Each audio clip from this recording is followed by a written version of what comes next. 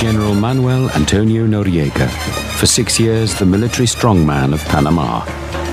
He wielded the power of life and death. There were no redeeming qualities about Noriega. He was a thug. He had no principles whatsoever. The United States accused him of dealing drugs to the youth of America.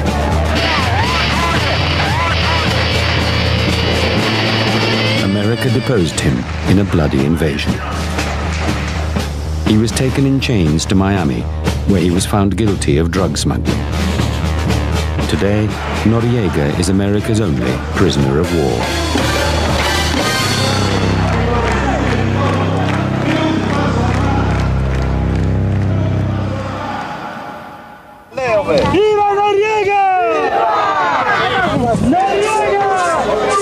In his glory days, General Noriega was a military strongman who basked in the adulation of crowds.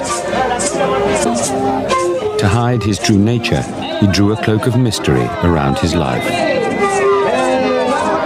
He's such a strange man. The stories that were told about him, one didn't know where fact ended and fiction or invention. And I think the impression most of us had was that he liked to encourage the speculation about him, that he found it sort of amusing. Even the date of his birth is disputed. Some say he was born in 1934, but the date he prefers is February the 11th, 1938, making him 4 years younger. Manuel Antonio Noriega was born in the market district of Panama City. It was a tough neighborhood where the poor lived on their wits. He was the illegitimate son of Maria Moreno Mejia, a seamstress, and Thomas Noriega, a civil service accountant. Because Noriega's mother was working class and of mixed race, his white middle-class father could never have married her. Thomas Noriega deserted Maria, but provided her with money for their son's upbringing. Maria decided it would be easier to look after her baby by returning to her home village near the Colombian border. But soon after they arrived, tragedy struck. His mother caught tuberculosis and died when Noriega was less than a year old. A friend of his mother's took the boy in. Manuel Antonio spent the next 2 years in the village, and when he was 4 years old, an act of kindness took him back to Panama City.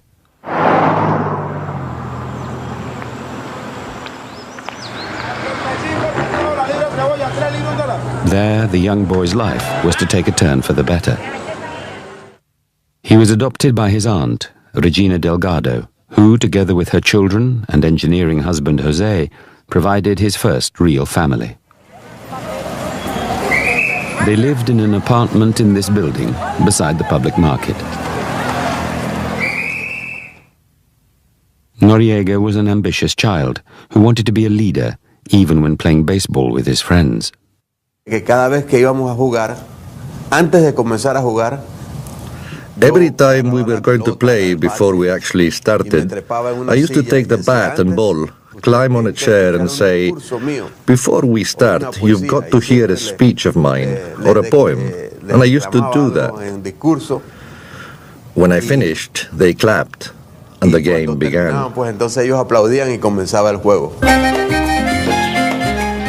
The Delgado family lived only a few hundred yards from the exclusive all-white Union Club.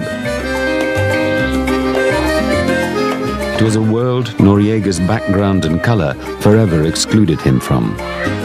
But it was the world to which his father belonged. He was insecure in that he knew he was not accepted by Panamanian society. There was just no way that the traditional oligarchy could welcome him in their circles.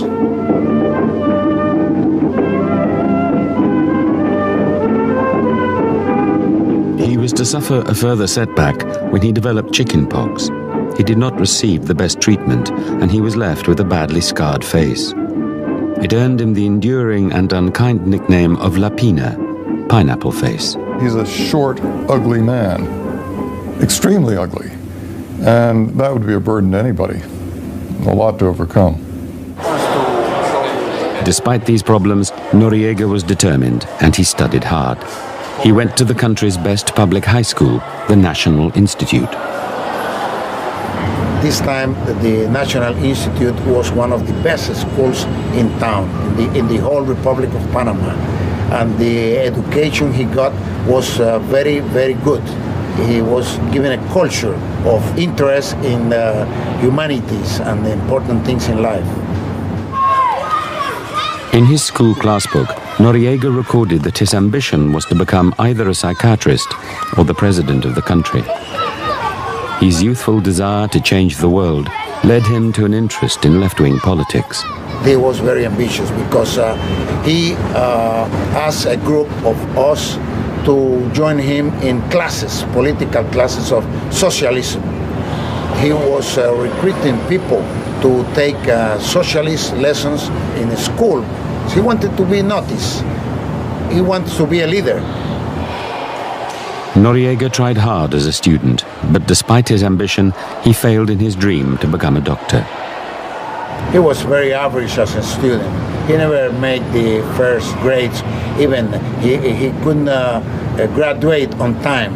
He had to go 1 year, another year to school to graduate. And then he went to the medicine school and spent 1 year there, and he failed. Noriega was disappointed, but he picked himself up and went to work for a pharmacist who shared his left-wing ideology. He was a young man with big ideas, looking for a way to make his mark.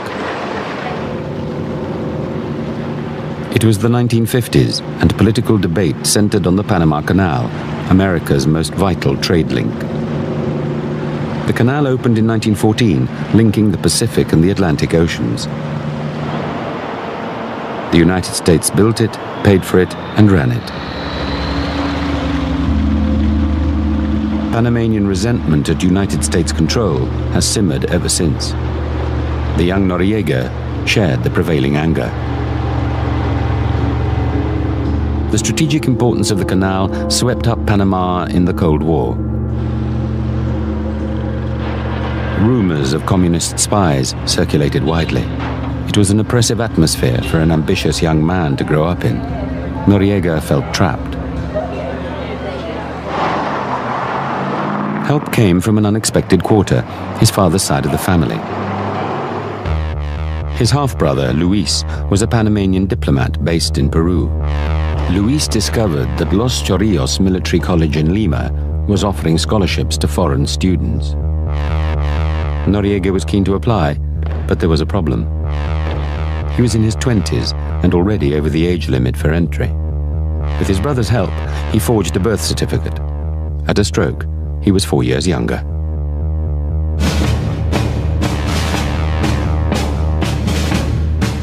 And so Noriega arrived in Lima, Peru, to make a new start in life. It was a fateful decision, both for him and for Panama.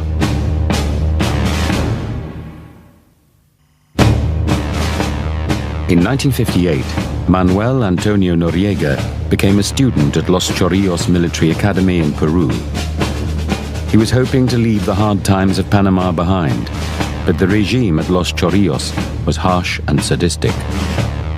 La vida militar de esa época, pero era muy estricta. Military life at that time was very strict. Life was very hard. You were always hungry, and at Chorrillos Military Academy it was always cold. It was very hard. Noriega overcame the brutal discipline, and after 4 years graduated in engineering with honors. He returned to Panama in 1961, determined to enjoy its easygoing lifestyle to the full. He was like any other guy, having a drink, having a party, but nothing so noisy or anything like that. He likes to go to the warehouses and things like that, like any other bachelor in town. Thanks to his engineering skills, he soon found a job as a surveyor, making charts of the Pacific coastline. Digo, bueno, ya esta va a ser mi rama, dice el hombre humano. I thought to myself, this is what I will do. Pero sucede But something unexpected happened, and it changed my life. que cambia mi vida. In 1962, he visited a carnival in the seaport of Colón. He went to look up an old friend who was a policeman stationed at the local National Guard barracks. Entra una persona, While I was there, another man walked el in. mayor, He was Major Torrijos Herrera, que the era el chief jefe of the de la Atlantic zona Zone. Atlántica. Omar Torrijos was a rising star in the National Guard. Cuando él va a entrar a la puerta, When he walked through the door, I, as a recently el graduated cadete cadet, recién graduado, instinctively stood to me cuadré, attention. como se dice. And he looked at Y me él and me said, quedó viendo, "Are you Noriega?" y me And dijo, I "¿Tú eres said, Noriega?" "Yes, sir." Y yo le dije, sí, señor. He invited Noriega to a carnival night party. At the party, Torrijos expounded his vision of a more powerful National Guard, like an army, which would be on the side of the poor against the rich. Entonces comenzó a hablarme de los sueños que él tenía. Yo me identifiqué He talked to me about his dreams. con los sueños So de él. I Y los sueños de él se identified identificaron with his conmigo. dreams and Y vice desde versa. allí, desde ese momento, And from that moment hicimos on, there was a permanent chemistry una química between chief de jefe a and subalterno, subordinate. permanente. Flattered by Torrijos, Noriega joined the National Guard in May 1962. It was the beginning of a relationship between the charismatic career officer and the impressionable young man, almost like that of father and son.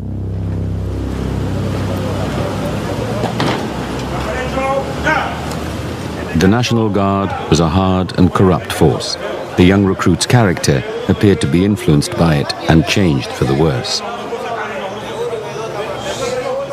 Noriega tuvo algo muy público. There was something about Noriega that became publicly known. Cuenta que él We discovered that when he was drinking or celebrating, he would hit women, a mujeres prostitutas. prostitutes, for example.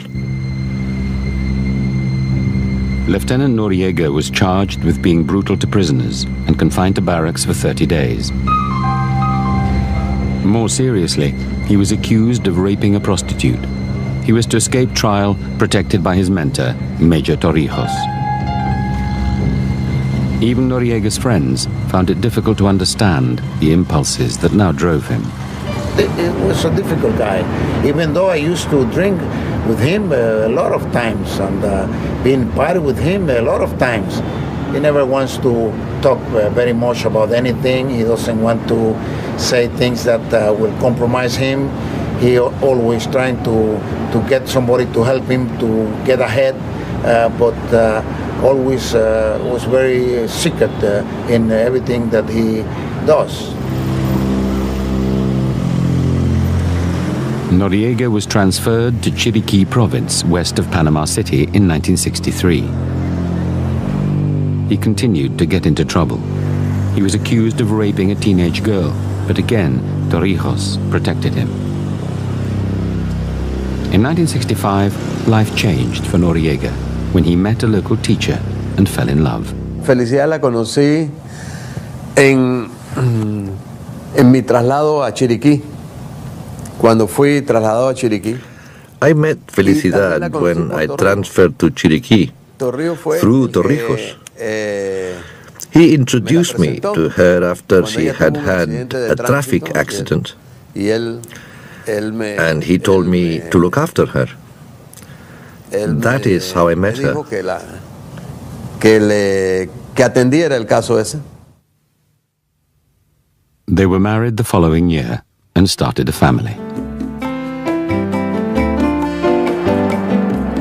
Felicidad came from the white middle classes. Her name means happiness, and she had a good influence on Noriega.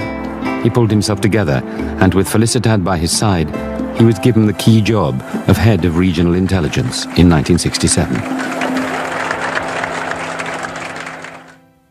Shortly afterwards, he took on another job with the CIA. As a Panamanian intelligence officer, The Americans expected him to pass on information on possible left-wing targets. The United States even paid him a salary.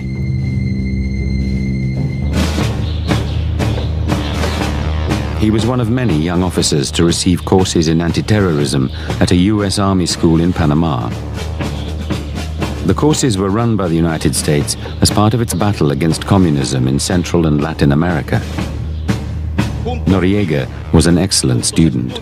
I received his report card for the course he took in psychological warfare at the School of the Americas, and he got the highest grade. And I wasn't surprised. It's certainly a course that all of those military would take. The United States put great emphasis on psychological warfare as part of the anti-communist war. And the one course that he failed utterly was pathfinding in the forest. While Lieutenant Noriega honed his military and intelligence skills, in 1968 his mentor, Omar Torrijos, made his move to topple Panama's elected government.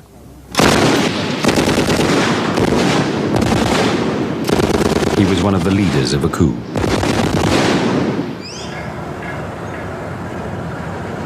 Panama became a military dictatorship under Torrijos, offering a new brand of nationalist politics built on a campaign to get America to hand over control of the Panama Canal.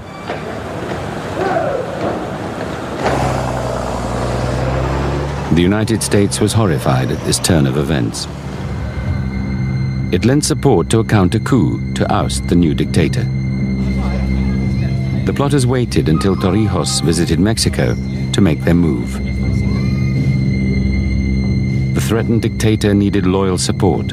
He found it in Noriega, who had been promoted to captain and now occupied the commander's office in David. Torrijos telephoned Noriega and asked for his help. Noriega did not hesitate. The coup plotters closed Panama's main airports to leave Torrijos stranded in Mexico.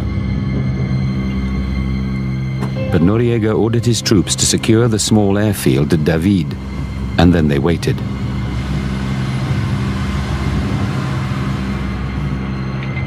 Finally, a small aircraft appeared, and the dictator had returned.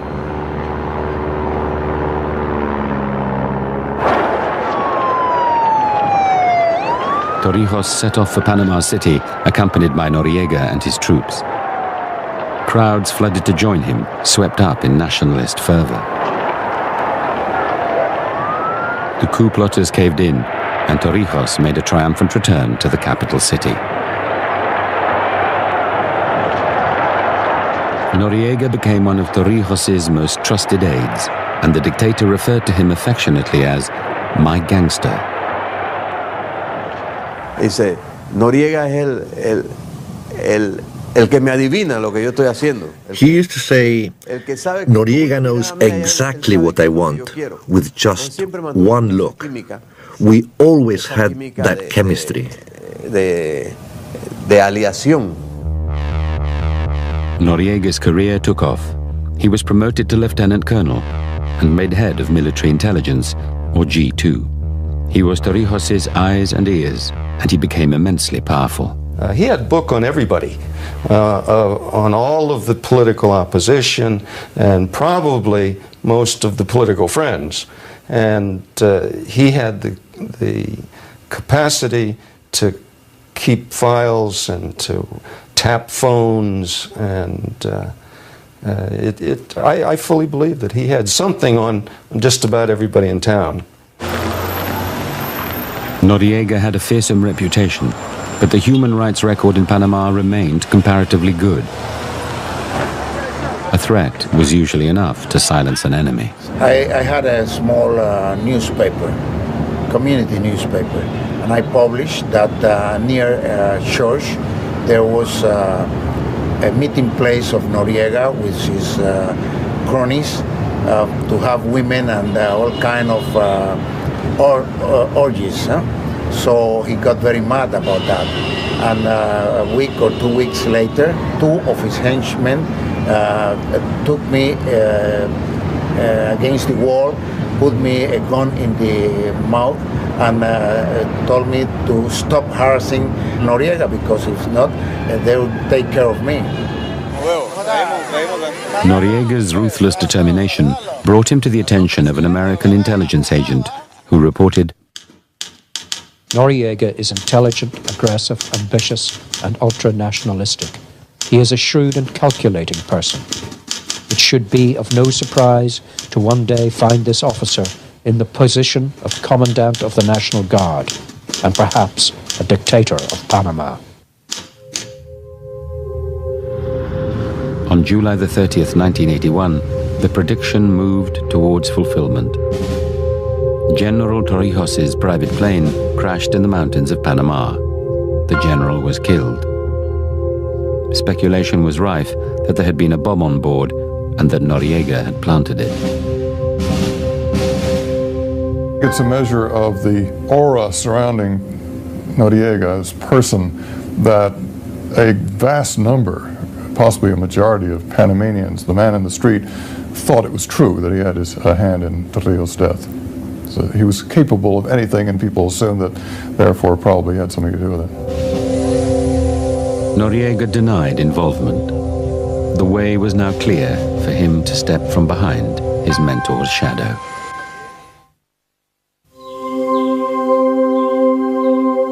In 1981, Panama was engulfed in uncertainty. The dictator, General Torrijos, had died in a plane crash, and there was a struggle to become his successor. Rumors swirled around Panama that Noriega had killed Torrijos by blowing up his plane. Noriega has always denied involvement, and an official inquiry concluded that the crash was an accident. After 2 years, Colonel Noriega emerged as the country's new strongman.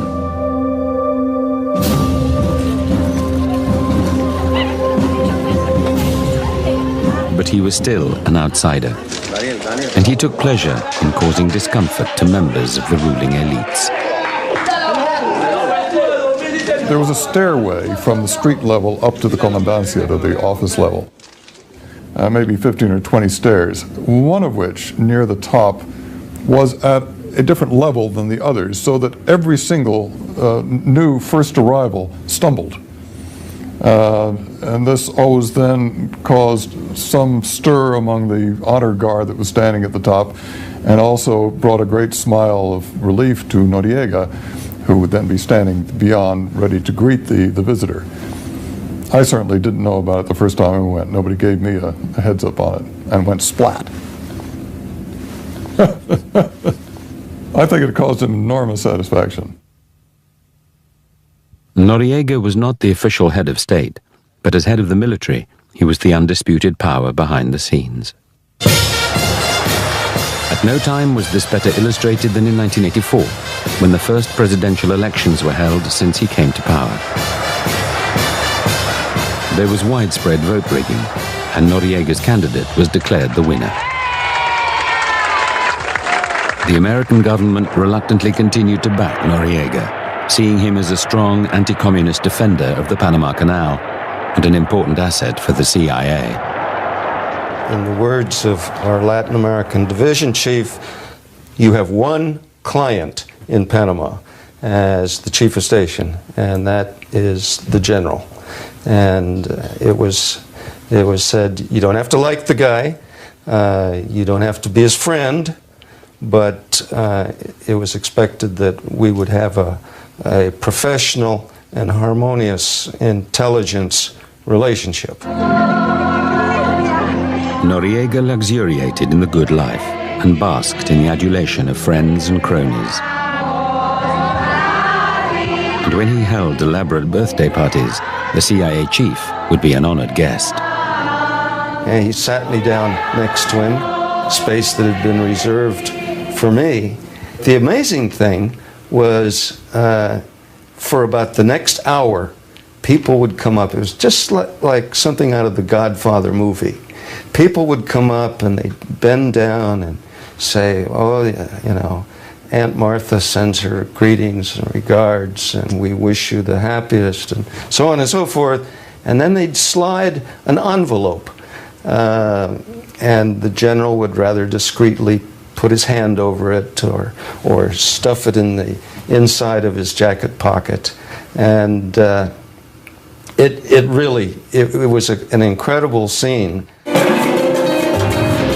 Noriega was feted in public, and his wife, Felicidad, fulfilled the role of a gracious First Lady. The Noriegas had 3 daughters, but Noriega, in macho tradition, also kept a mistress.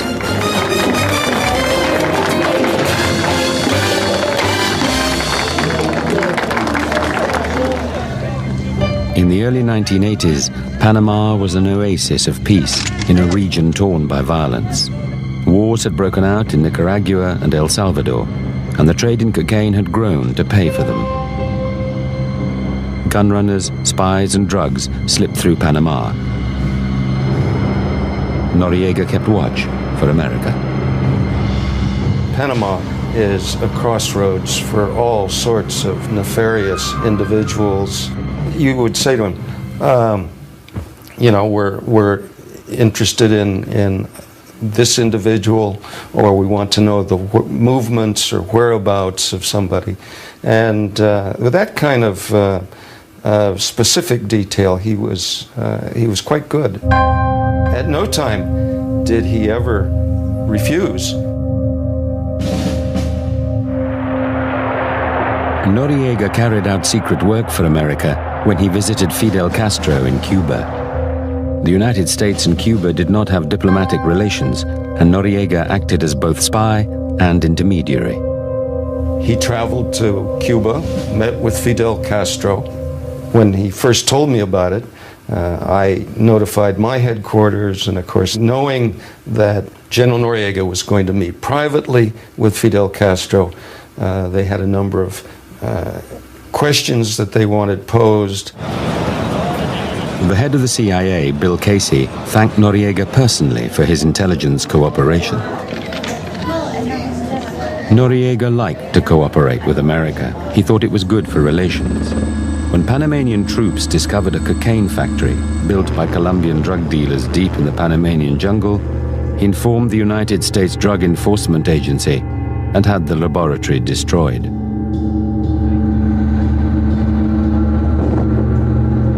But persistent rumors circulated that Noriega was himself involved in drug running. One of the biggest scandals of his career erupted out of accusations that he had connections with narcotics smugglers. It began when an old political opponent returned from self-imposed exile and took a bus to Panama City. Dr. Hugo Spadafora was a ruthless revolutionary who modeled himself on Che Guevara. He hoped to bring down Noriega by making public allegations that the general was a drug dealer. The National Guard intercepted Hugo Spadafora's bus, and the doctor was arrested and led away.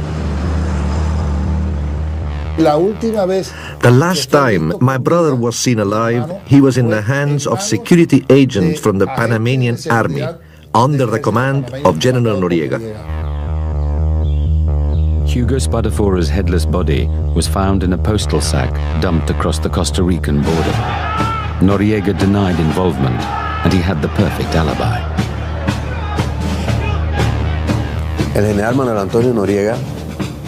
General Manuel Antonio Noriega had left the Republic of Panama and was at that time in England.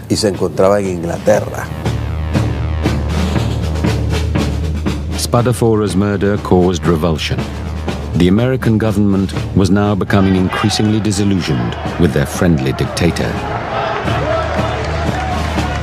In 1985, General Noriega faced his first major crisis. Opposition was growing following the murder of his political enemy, Hugo Spadafora. Such was his power in the country that nothing could be done in Panama without him knowing about it. That is why we always accuse him of a brother's murder, because something like that could not have been done without his consent. Noriega was conveniently outside the country at the time. There are those who assume that Noriega, because he was head of the Panamanian Defense Force at that point, must have been consulted before the order was given to the agents to murder Spadafora. I don't know if that's true or not. Noriega ignored his critics and concentrated on turning the National Guard into an army called the Panamanian Defense Force. But his enemies were about to launch an attack no army could resist. Panama's secret banking laws had made it a safe haven for Colombian drug profits, and American investigators had begun to examine Noriega's alleged complicity. In February 1988, a Miami court indicted him on drug charges. Son acusaciones políticas, definitivamente, totalmente. They are definitely political accusations, completely. Because each Panamanian action under my command was known to the whole of the North American forces, and they were in on it, all of them. Interpol, DEA, FBI. Panama was like an open book. Noriega's claims did not convince the American government. It dispatched a delegation to talk tough to the general. We told him that his behavior was getting worse and worse. That is, there was more corruption, there were more human rights abuses, and there was more drug trafficking in Panama, and that he was responsible for this, and that he had to stop it. What he said was, you people spend all your time in Panama City with the millionaires at their beach houses, and you go to their cocktail parties, and you go to their clubs, and they tell you all these terrible things about me. But let me tell you something.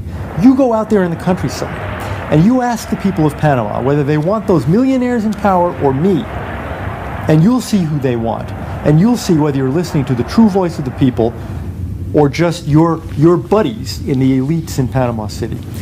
Now, that was a very good speech, in part because it was largely true. But Noriega had many enemies close to home. One of those closest to him was about to deal him a serious blow. His second in command, Colonel Bobby Diaz Herrera, tried to depose Noriega, but failed. Noriega responded by kicking him out of the army. Diaz Herrera responded by publicly accusing Noriega of killing Hugo Spadafora. I informed General Noriega that he was a criminal, that he had stained the honor of the army, and the entire organization resembled a den of gangsters. That Noriega ordered the troops in Chiriquí to carry out the crime against Hugo Spadafora. That was a clear thing, very definite, and it was one of those decisive moments. Diaz Herrera's accusations became public, and protesters took to the streets. Faced with civil unrest, Noriega reacted with force, repressing the very people he claimed to represent. The self-styled populist leader reacted like a brutal dictator. To defuse the situation, President Reagan began negotiations with Noriega to try to persuade him to stand down as head of the Panamanian military. What is your alternative? Here was Mr. Reagan, President of the United States, busily directing the negotiations to remove General Noriega from control of the Panamanian Defense Forces. In the meantime, Vice President Bush is saying, if it were me, I would not have anything to do with a man such as that, and I certainly wouldn't be negotiating with him. Noriega complained he was receiving confused signals from the Americans, with one branch of the American government appearing to be his friend, while another wanted to put him in jail for drug running. He was right to feel that there were conflicting messages, because he had the State Department saying, get rid of this guy's awful. But he had a fairly friendly CIA, and he had a very friendly Defense Department, and their message to us at State was, don't give me your Boy Scout campaigns about human rights. We've got 10,000 Americans down there. We have to take care of them. He takes care of them. He's our friend. Noriega finally broke off negotiations, exasperated by America's mixed signals.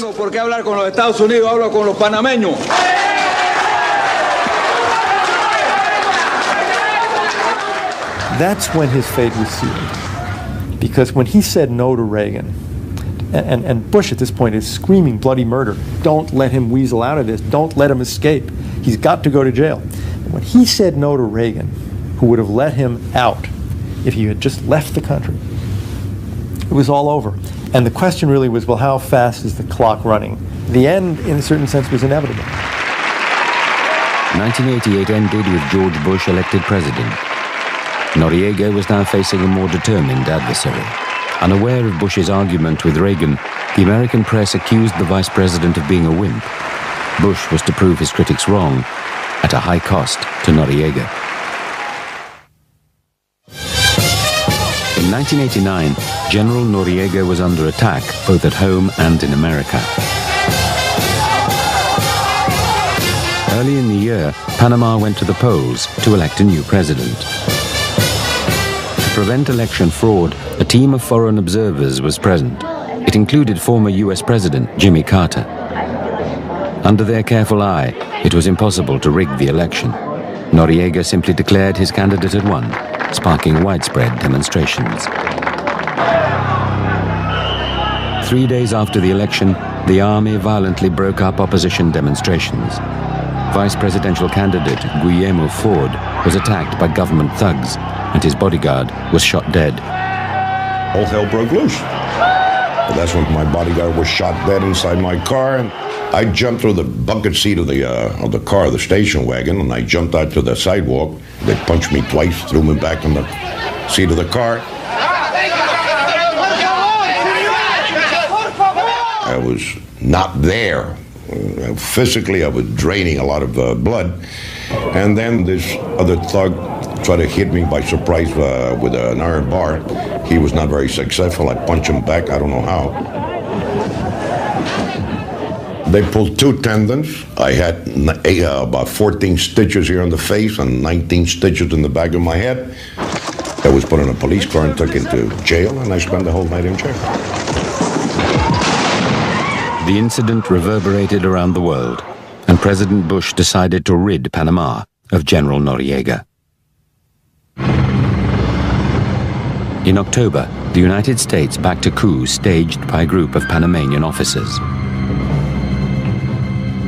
While the plotters attacked Noriega's headquarters, US Army units blocked off the surrounding roads.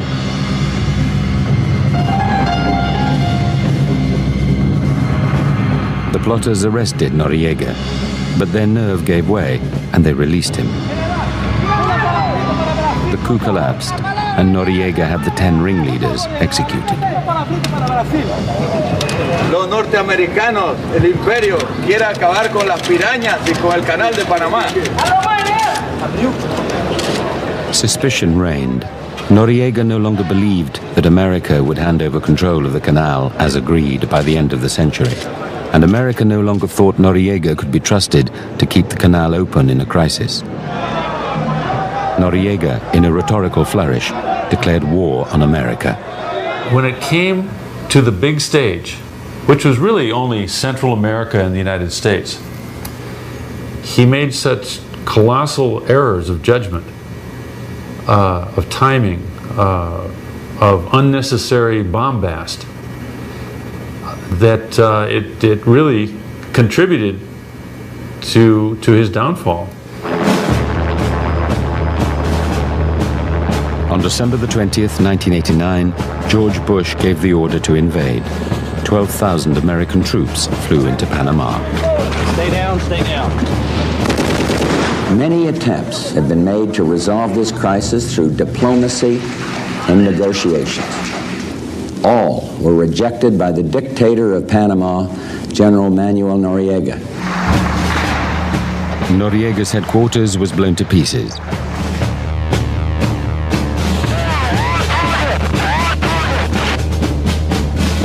Resistance was almost non-existent. Noriega vanished and went into hiding.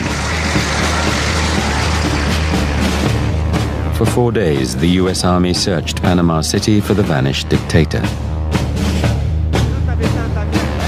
Then he was discovered lying low at the Vatican Embassy, where he had sought diplomatic sanctuary. The United States Army tried to force the general out by playing highly amplified rock music day and night. As an old psychological warfare expert himself, Noriega would not have missed the irony. He sat tight. The United States assured General Noriega that he would not be executed, and after several days, he gave himself up. At nightfall, the dictator left the embassy and was escorted to a U.S. Army helicopter. He was flown to captivity inside the American-controlled Canal Zone. The cost of the invasion had been high. At least 400 Panamanian civilians and soldiers were dead. 23 American soldiers also died. Well, it was tragic. I'm glad they got Noriega, but I thought it was tragic the way it happened. Because we went into a country and with considerable loss of life and damage and so on. In Panama, there's a mixed feeling about this because they relied on us to free them from this monster. At the same time, it's pretty tough to have a foreign invasion group come in and do the job. Noriega was flown from Panama to Miami, Florida, to stand trial on drug charges. The seizure of Noriega and his removal to the United States to face civil charges is almost without precedent in the world. You could probably go back to Mary, Queen of Scots, and then you would find the case in which the chief of state of one country is brought to another country and imprisoned. The trial was controversial. The only evidence against Noriega came from convicted drug traffickers who testified in return for reduced sentences. Noriega pleaded not guilty. The government called numerous convicted narcotics traffickers. The general's trial was the greatest get-out-of-jail-free card there ever was. Word spread through every prison in this country that if you want to get out of jail, all you have to do is say something bad about General Noriega. The trial lasted 9 months. Finally, the jury declared Noriega guilty, and the judge sentenced him to 40 years in jail. As the Bible says, each day brings its own fate. I will see what tomorrow brings. I take it one day at a time. There is a final twist to Noriega's story. He is a convict in a general's uniform, with the unique status of prisoner of war. Panama's most notorious son is unlikely ever to see his homeland again. He has not left a following. There perhaps are people who think that he doesn't deserve to spend the rest of his life in jail. But I don't think they want him to come back and lead a political movement.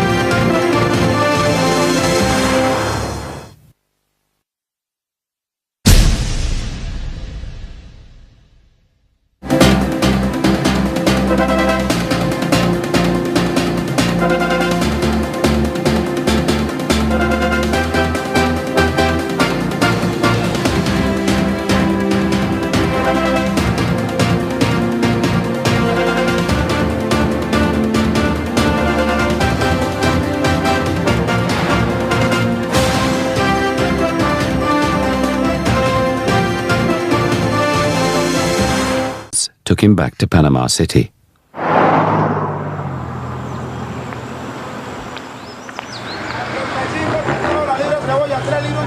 There, the young boy's life was to take a turn for the better.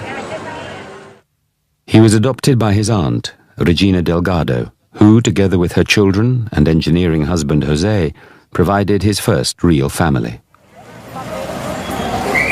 They lived in an apartment in this building, beside the public market.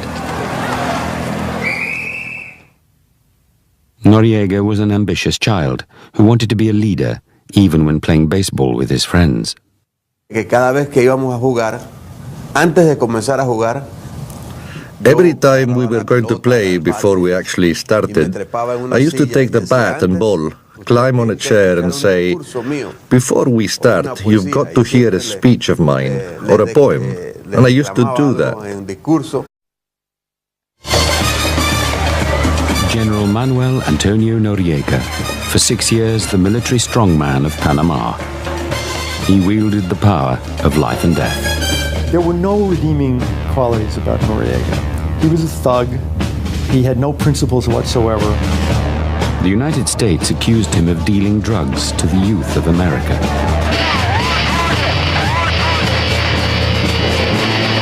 America deposed him in a bloody invasion. He was taken in chains to Miami, where he was found guilty of drug smuggling. Today, Noriega is America's only prisoner of war.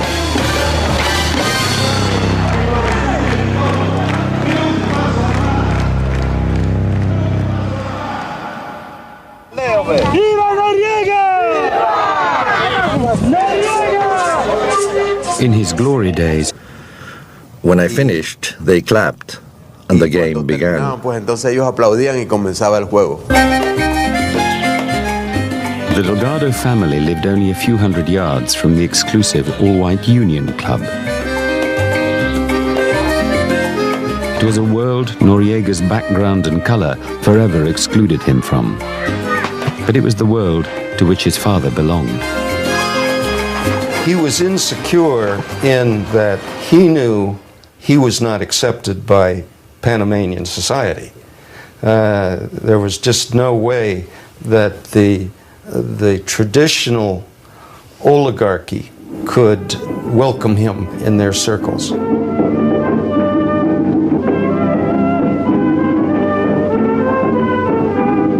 He was to suffer a further setback when he developed chickenpox. He did not receive the best treatment. General Noriega was a military strongman who basked in the adulation of crowds. To hide his true nature, he drew a cloak of mystery around his life. He's such a strange man. The stories that were told about him, one didn't know where fact ended and fiction or invention. And I think the impression most of us had was that he liked to encourage the speculation about him, that he found it sort of amusing. Even the date of his birth is disputed.